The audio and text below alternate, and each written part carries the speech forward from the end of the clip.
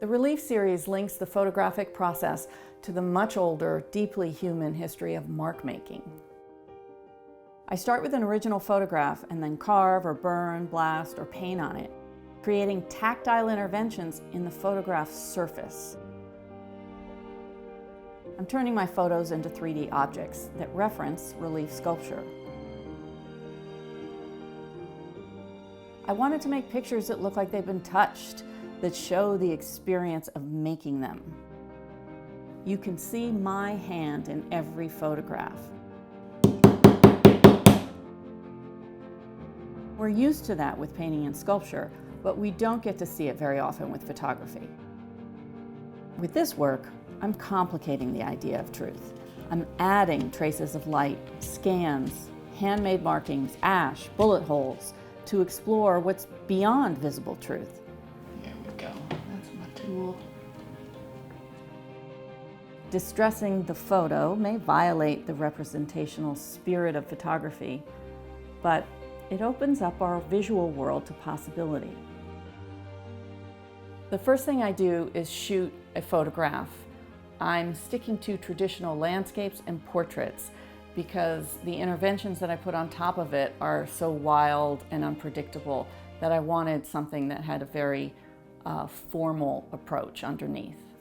After I live with them on the walls of my studio for a while, then I either burn it, shoot it, paint on it.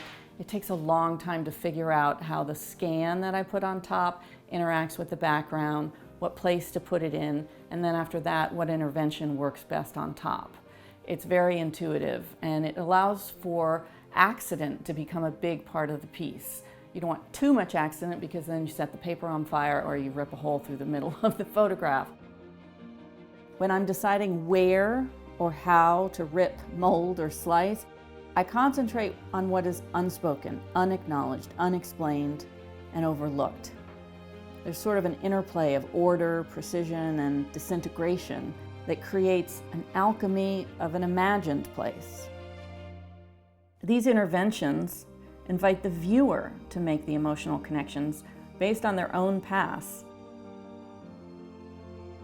The cutting blades, the carving knives, the pellet gun, the bows and arrows, the flames, they're just tools for harnessing deeper meaning.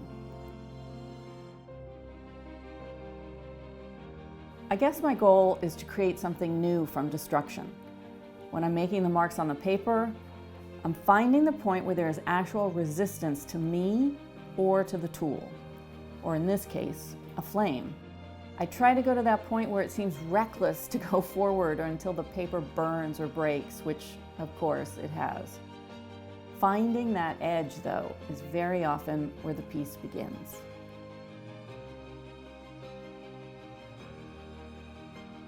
It surprised me how serene some of the images turn out to be because the act of burning them or shooting them or banging on them is so violent. But the whole series revolves around this tension between precision and destruction.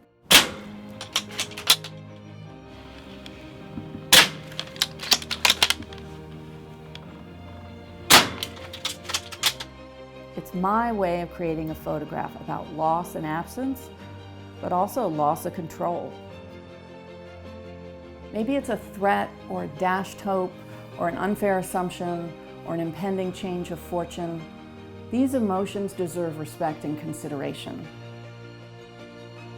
But in our fast-paced lives, looking at art or making it is one of the few places where we get to digest them.